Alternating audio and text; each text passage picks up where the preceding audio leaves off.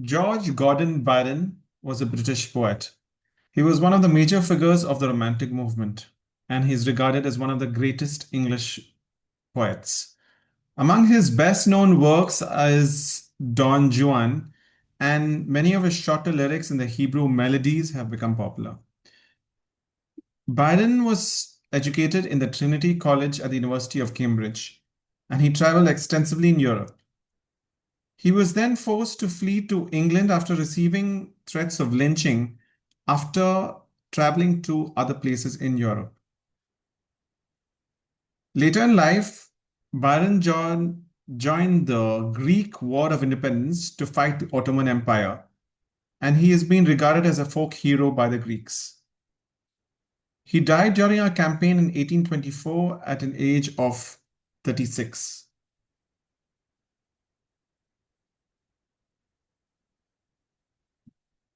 So, this is a poem called Darkness by Lord Byron, and it is a post apocalyptic poem written in 1816.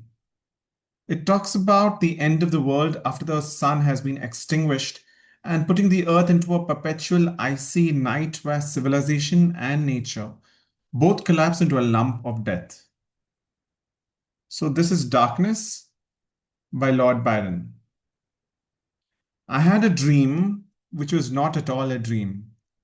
The bright sun was extinguished, and the stars did wander darkling in the eternal space, rayless and pathless, and the icy earth swung blind and blackening in the moonless air.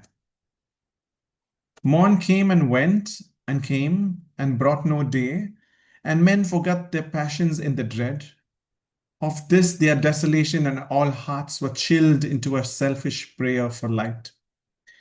And they did live by watchfires and the thrones, the palaces of crowned kings, the huts, the habitations of all things which dwell, were burnt for beacons. Cities were consumed, and men were gathered round their blazing homes to look once more into each other's face. Happy were those who dwelt within the eye of the volcanoes and their mountain torch.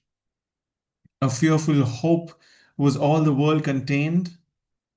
Forests were set on fire, but hour by hour they fell and faded, and the crackling trunks extinguished with a crash, and all was black.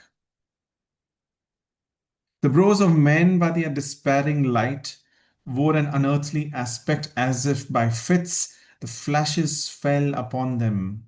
Some lay down and hid their eyes and wept, and some did rest their chins upon their clenched hands and smiled, and others hurried to and fro and fed their funeral piles with fuel and looked up with mad disquietude on the dull sky, the pall of a past world, and then again with curses cast them down upon the dust, and gnashed their teeth and howled. The wild birds shrieked, and terrified did flutter on the ground, and flapped their useless wings. The wildest brutes came tame and tremulous, and vipers crawled and twined themselves among the multitude, hissing but stingless. They were slain for food, and war, which for a moment was no more, did glut himself again. A meal was bought with blood, and each ate sate suddenly apart, gorging himself in gloom.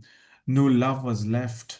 All earth was but one thought, and that was death, immediate and inglorious, and the pang of famine fed upon all trails. Men died, and their bones were tombless as their flesh. The meager by the meager were devoured. Even dogs assailed their masters, all save one, and he was faithful to a corpse, and kept the birds and beasts and famished men at bay, till hunger clumb them, or the dropping dead lured their lank jaws. Himself sought out no food, but with a piteous and perpetual moan, and a quick, desolate cry, licking the hand which answered not with a caress, he died. The crowd was famished by degrees, but two of an enormous city did survive, and they were enemies. They met beside the dying embers of an altar place where had been heaped a mass of holy things.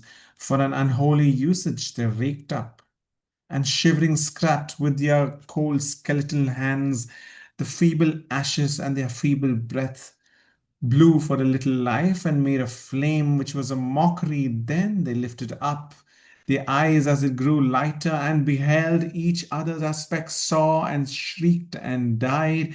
Even of their mutual hideousness they died. Unknowing who he was upon whose brow famine had written fiend, the world was void, the populous and the powerful were a lump, seasonless, herbless, treeless, manless, lifeless, a lump of death, a chaos of hard clay. The rivers, lakes, and ocean all stood still, and nothing stirred within their silent depths. Ships sailorless lay rotting on the sea, and their masts fell down piecemeal as they dropped. They slept on the abyss without a surge. The waves were dead, the tides were in their grave. The moon, their mistress, had expired before. The winds were withered in the stagnant air, and the clouds perished. Darkness had no need of aid from them. She was the universe.